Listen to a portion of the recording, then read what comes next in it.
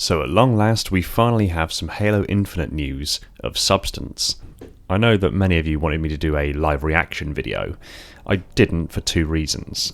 One, because I'm not doing a formal face reveal until 100,000 subscribers. And two, I watched it live just like many of you did and like many of the other Halo YouTubers did. And while I liked what I saw, I wasn't as animated as some of the Halo YouTubers out there. It's not that I didn't like what I was seeing, it's not that I wasn't excited, it's just I think I'm just more perhaps reserved or stoic than others. Also, I wanted to wait a little bit of time after the release of this information, just to let the hype die down a little bit, let the excitement wane off a little bit, so I could look at things through a clearer kind of vision without, the rose-coloured glasses of excitement and love for Halo. I wanted there to be time for me to process the information and really get to grips with it. It also gave me the opportunity to see what the other Halo YouTubers had said about the gameplay that we've been shown.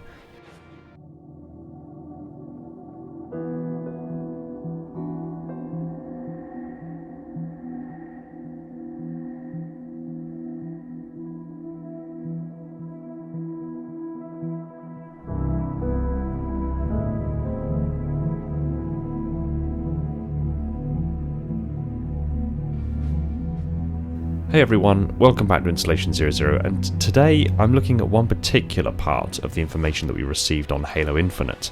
Rather than doing the conventional breakdown of everything that we received, as many of the Halo YouTubers have done, I want to do something a little bit more me, a little bit more specific, a little bit more detailed, should we say. I want to look at the Become trailer, where we see Master Chief's armor being assembled. I'm not really going to be looking at the gameplay per se, because, well, all of my opinions on them are pretty much mirrored exactly by all of the other Halo YouTubers, and I feel like if I released a breakdown of the gameplay footage now, I'd just be going over exactly the same things that everyone else has said, and I want to give you something different, basically. I've always been a person and a channel that's more interested in the narrative and the lore and the science behind things, the storyline of Halo, than the actual gameplay. It's not to say that I don't enjoy the gameplay, I love it, it's my favourite game in the world, but I've always been more lore-driven. This whole channel has always been more lore-driven, so I'm going to step away from the whole gameplay side of things, and I'm going to leave that to the other Halo YouTubers because they've done a much better job of it than I could have. And I'm instead going to focus on what I'm good at, and that's the material science and really detailed breakdowns of this new Gen 3 platform, but only from the information that I can infer from the Become trailer itself. Now obviously this is not to replace a most detailed breakdown of the Gen 3 when the game finally drops, but more so as a way to theorise what the Gen 3 might be capable of and how that might factor in to the gameplay. So we're going to look at this trailer, and I'll actually put it at the very end of this video, completely unedited and with no narration, so if you want to watch it over again, you can. It's there for you. If you don't, just navigate away once the video's finished. But with that said, let's get speculating and looking at the finer details of the Gen 3 platform. We're immediately greeted by a shot of a space station with a tether connected to the bottom of it. Now, a lot of people have guessed that this might be a space elevator.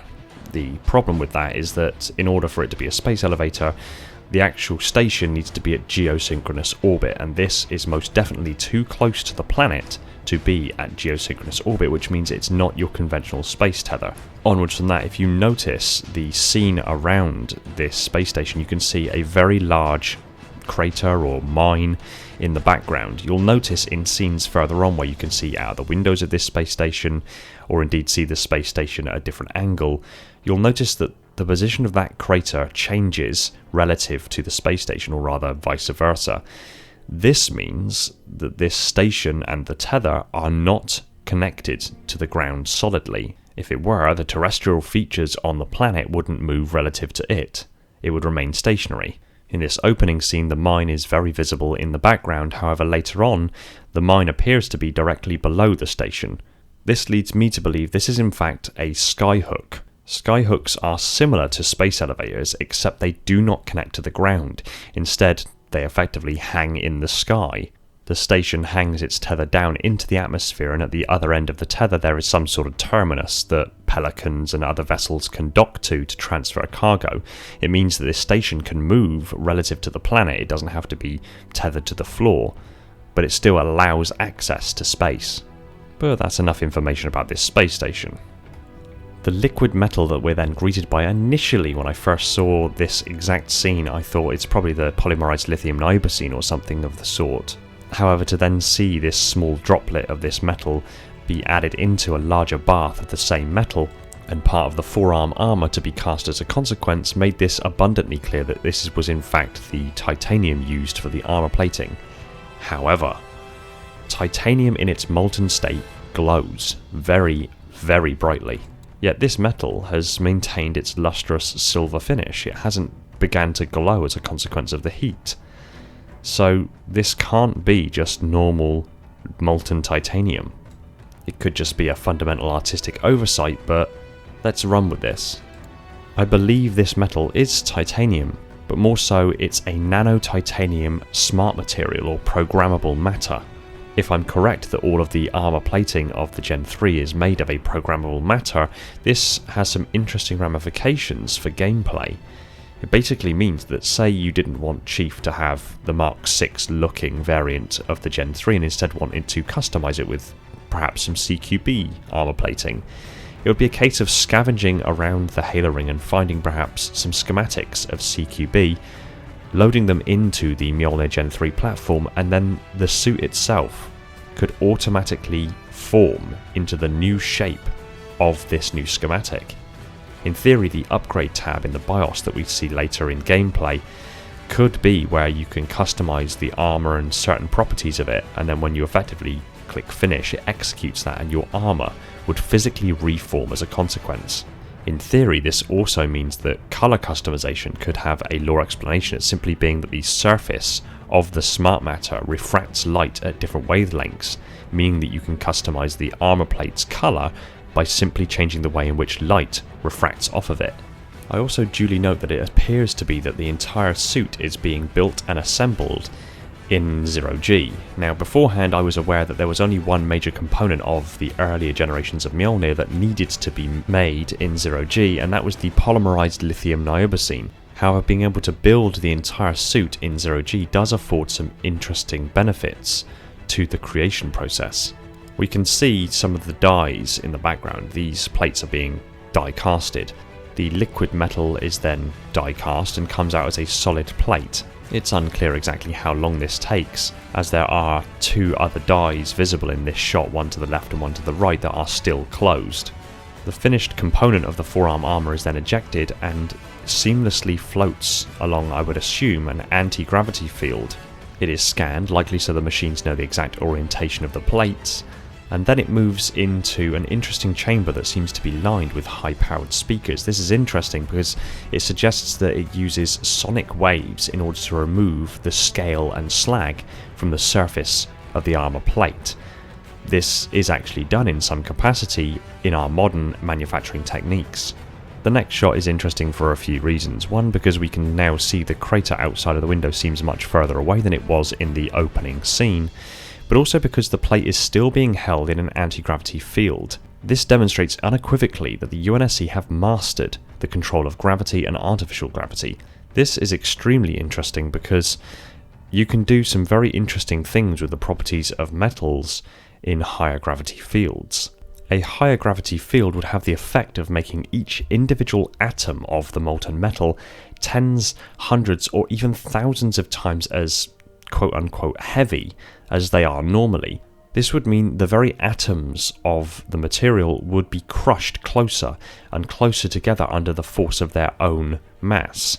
As long as it doesn't bridge the gap between ultra-compressed and fusion, you end up with a metal that is hyperdense. Even hydrogen, when compressed by gravity enough, becomes metallic in nature. Gravity-induced hyperdensity of metals would be what I would be doing if I could control and influence gravity to immense levels. With enough pressure, you can turn carbon spontaneously into diamonds. Diamonds are ultra hard, but are basically just perfectly ordered and highly pressured carbon matrices. I would wager that this liquid metal, whether it's a smart material or if it's just titanium and it's an artistic oversight that it's not glowing, I would most definitely wager that this material is being cast in a very focused and very powerful gravitic field. This would allow this titanium plate to be orders of magnitude denser than titanium is conventionally. In theory, you could get the density somewhere close to tungsten or much, much, much more. And this has an interesting side effect to the plates themselves in that if you want the same level of protection that you got on the previous generations, you can make the plates much thinner. Although because of the increase in density they would still weigh the same. Or you could make them the same thickness as they were previously and have orders of magnitude more protection than you've ever had in Mjolnir. This would then bring into context why when Chief was dropped onto the deck in the Discover Hope trailer, why it made such a thud and the entire Pelican shook when we haven't seen that happen in any capacity in the past. Moving on, and we find a scene of a very, very fine cutting tool coming in and taking a tiny section cut from the surface of the plate. Some could argue this is a finishing process, basically taking tiny section cuts to get it in exactly the right specification that it needs to be. I, however, wouldn't say that's what's happening here. I would say that in fact this is a testing process. The tiny blade is taking a tiny slither section cut from the surface of the plate to test its density, to test its tensile strength, its shear strength, and various other variables of the armor plating itself. In manufacturing nowadays, we use a plethora of different testing techniques to find whether a material has the desired properties that we want. This could just be a future version of those tests in an ultra-advanced capacity. I've got to admit the level of detail that they've put into the creation of this Gen 3 platform is of the same level of detail that I try to get to with my most detailed breakdowns.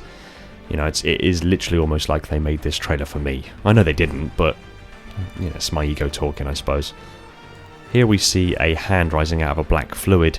This is when Dr. Halsey's monologue begins, where she basically just goes into detail of the various components of Mjolnir and how these various components can't win wars and can't hope and this, that and the other, and then ultimately says that it's nothing until you get inside of it. And she's probably referencing John, but also for the sakes of this trailer she's also probably referencing the player. But back to the hand, I find this interesting because the hand's dimensions and shape, you can tell that there are knuckles there, you can even partially make out where the fingernails would be. This suggests to me this isn't a hand that's already had all of the upper levels of padding that's built onto it. This is probably an exact replica of Chief's hand, because every suit of Mjolnir is tailored to the person who's going to wear it. So you are actually physically looking at an exact copy of Chief's right hand. The fluid is likely the inner layer of the pressure suit of Mjolnir, basically the part of Mjolnir that holds the atmosphere within. And in the very next scene we see all of the components of the forearm of Mjolnir Gen 3 being assembled in 0G. This outlines some very important points to me. If you remember the way in which the Gen 2 platform used to be assembled around the wearer, they'd already be wearing a tech suit and then the armor plating would be effectively bolted onto the top of it. Here, this is a big step away from that way of assembly. In fact, it seems to suggest that all of the internal padding, all of the under armor, the pressure suit, and all of the other systems, including the microcapillary system that holds the polymerized lithium nibosine, are all integrated into a single common layer that now has effectively supplanted all of those various intermittent layers of the inner tech suit. This basically removes the tech suit altogether. This means that this suit will actually assemble around Chief in a very similar way to our modern day spacesuits, with pressure seals at the elbow and shoulders and all the other anatomical positions of the body. This actually does turn it into more so of an exoskeleton than it's ever been before. Before it was more so a tech suit or a muscle suit or whatever you want to call it, with armor plates attached to the outside of it, then making it into the powered exoskeleton. But this is actually physically an exoskeleton that is being formed around an individual. And personally, I'm loving that design aesthetic.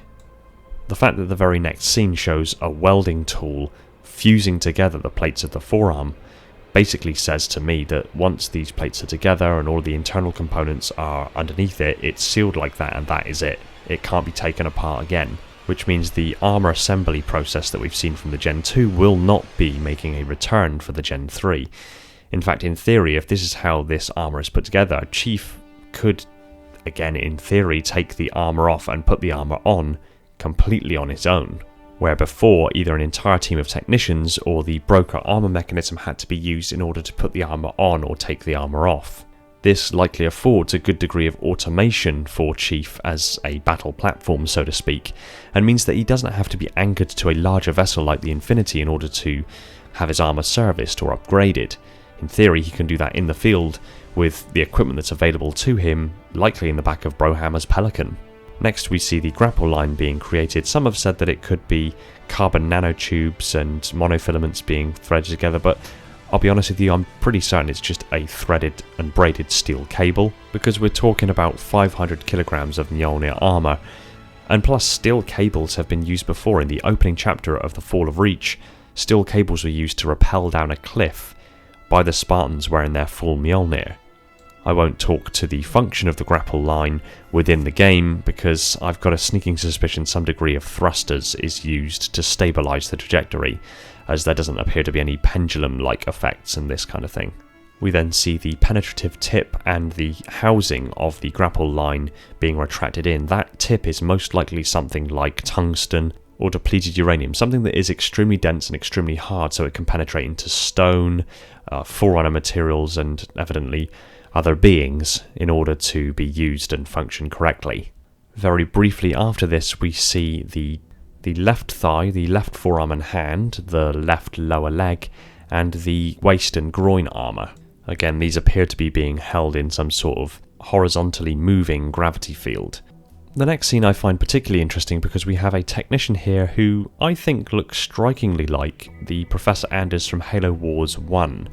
You know, the more Asian-looking Professor Anders as opposed to the more American-looking one in Halo Wars 2. But more so, she seems to be wearing a Microsoft HoloLens. Now this could just be a subtle nod to Microsoft or a little bit of product placement to advertise the HoloLens, or it could be a subtle confirmation that perhaps Halo Infinite or the Xbox Series X will have some degree of support to augmented or virtual reality. Now I'm not saying that they're going to be releasing a HoloLens for the Xbox Series X for Halo Infinite and other games, because the HoloLens is extraordinarily expensive just on its own, but what I am saying is that VR headsets have come down dramatically in price, and surely Microsoft isn't just going to leave the other consoles to take the market for VR if it could perhaps put something into the market that is just as good, if not better, than their competition. Or indeed, they could go a step further and actually make it augmented reality, a cheaper Xbox version of augmented reality, so you're not having to buy an entire HoloLens in order to be compatible with your Xbox. This would be interesting because I actually made a video on the HoloLens and its implications to future products, including Xbox and Halo. And if you want to see that video, I've linked it in the description down below, but let's just be clear that if that is actually what they're saying, then I just want to kind of put ownership there that I frickin' well called it. Next we get a beautiful shot of the various components of Mjolnir slowly being assembled onto the base structure. Here you can very clearly see this more modular design in that the forearms are separate from the upper arms, which are separate from the torso, which are separate from the legs, and all of these are connected together by what seem to be pressure seals in much the same way as our modern day extravehicular activity suits that we use on the International Space Station and on the shuttle. And I do feel like this modular design is going to have some sort of bearing on the gameplay. Something to do with upgrades or maybe servicing the suit or something along those lines, so mark my words, it's something along those lines. I also duly note some subtle iconography used here when Mjolnir is actually finally assembled on the structure that it is being supported on. It actually looks a little bit like the Reclaimer symbol or the Marathon symbol.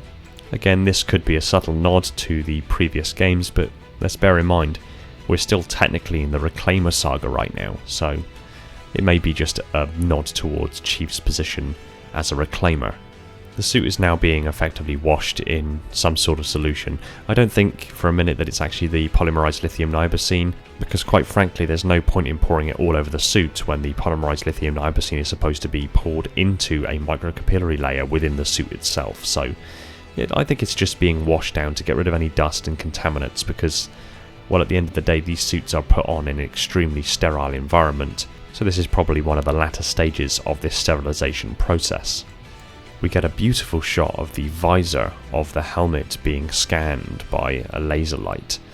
I noticed that there's a very, very subtle diamond prismatic structure to the surface of the visor, and this is likely the electronic suite embedded into the glass itself, or perhaps even the molecular structure of the glass. But I won't read too much into it, other than the fact that we'll duly note that the visor here is silver, and when the armour is powered on it turns gold. This suggests that the gold polarised finish is now actually a function of the armour in a similar way to the silver finish being a function of the ODST armour.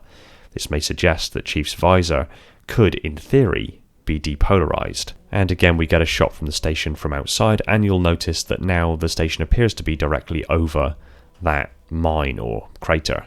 So this thing is most definitely moving relative to the planetoid below it. Next, we get a glorious look of Mjolnir being lowered into place and finally assembled with the helmet, and the number 117 being lasered onto the chest. We get a HUD boot up similar to what we've seen previously, although it's been noted by others that some of the dates are slightly off or have been oddly generated. And also we see some codes that appeared that likely were for Game Pass or something like that. They were definitely different codes from the ones that we saw in the Discover Hope trailer, because when I tried to redeem one of them, it said that it had been redeemed on the day that this trailer actually released. And finally, Mjolnir is activated, the visor turns gold, and it's highlighted by the lights around it, and we get a beautiful look at Gen 3 and the face of Mjolnir Gen 3, and ultimately Master Chief himself, with the word Become being highlighted over the top of the footage. The word Become is an interesting choice. We know, obviously, that they want us to occupy Chief's psyche and Chief's armour and become Master Chief. That's the whole point of playing a first-person shooter, and that's how Chief was originally conceived. This is a double-edged sword as far as I'm concerned. Yes, I want to feel like Chief, but at the same time I don't want to detract from his personality. We were just beginning to explore Chief's humanity in Halo 4 and Halo 5. We were starting to see Chief becoming human. And now with this Become being the slogan for this particular trailer, I've got this awful feeling that we're regressing back to Chief literally just being an empty suit of armour that the player moves around. And I feel like that would be doing Chief a disservice to step away from his personality and developing him as a character in favour of just getting the player to feel like they're occupying the suit. We felt like that anyway with Chief becoming more human, and there's no reason to take that away. So I've got this worry, but at the same breath I've got absolute faith in 343 Industries that they're actually going to nail this and get this right, perfectly right. And then that ultimately concludes the Become trailer. It then moves on to the gameplay, and as I've said, I've got very similar opinions to the gameplay as practically every other Halo YouTuber out there. I know that there's been unsubstantiated claims that this was from an earlier build of Infinite, and it was, it was originally designed and meant for January to be released as part of E3, but obviously E3 being cancelled, they just used the same footage. And there's a lot of other variables that people have complained that it doesn't look polished and this, that and the other. Again, it's a work in development. We always have to bear in mind that all of this sort of stuff is a work in development until the game is actually released, and even then 343 have confirmed that they're going to continue working on aspects of the game after release, because Halo Infinite is actually going to evolve naturally as people play it. So this is all just a work in progress, so I'm going to reserve some heavy criticisms and judgments on the gameplay simply because I know that as creators they've spent hours, days, weeks, months and now years developing this game, and this is the first decent look we're getting of it. Well, it's to be expected that things are going to change and alter between now and actual release day, and even beyond that. So as far as gameplay, I have matching opinions with most other Halo YouTubers out there, and any criticisms I'm going to hold until I see more information, basically. So there's my breakdown of the news that we've received in my own way, in my own most detailed way. There's still my normal content on the way, including a most detailed breakdown this week, and of course as the hype train speeds up and we get more information as we move closer to the release date of Halo Infinite, I will of course cover it in the way that only Installation 00 can. Thanks for watching. Stick your comments down below. I look forward to what you have to say. I want to give a quick shout out to my patrons Neek, the Silent Cartographer, Brian, Sebastian, Red Sea Darian, Stalker of the Realms, Falcon X003, Alvin, DW, Flaming Halo and the Revanche, the Holders of the Mantle, my glorious Reclaimers, my loyal Metarchs, and all the other patrons that have jumped aboard to support the channel. You guys are awesome, and all of this wouldn't be possible without you. It's so cool how many of you there are now. If you like Halo lore discussed to insane levels of detail, hit that subscribe button and the little bell icon so you're told the second a new video hits the shelves. Be sure to support us on all major social media channels, including Discord, and if you really love the channel, consider heading over to Patreon and supporting the channel over there. It would mean the world to me and would free up more of my time for me to put into this content and other Halo-related goodness. Take it easy, everyone, and find peace in the domain.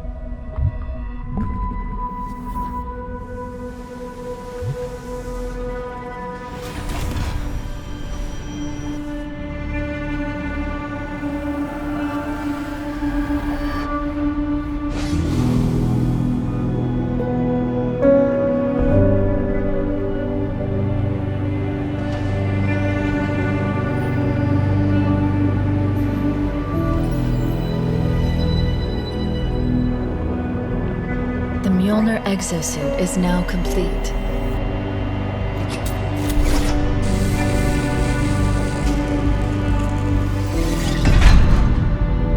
Even though this technology will save humanity in the war to come,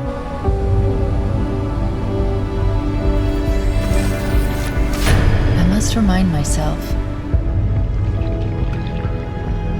liquid crystal cannot rise on its own. Titanium alloy cannot prevail in the face of extinction. Armor cannot hope.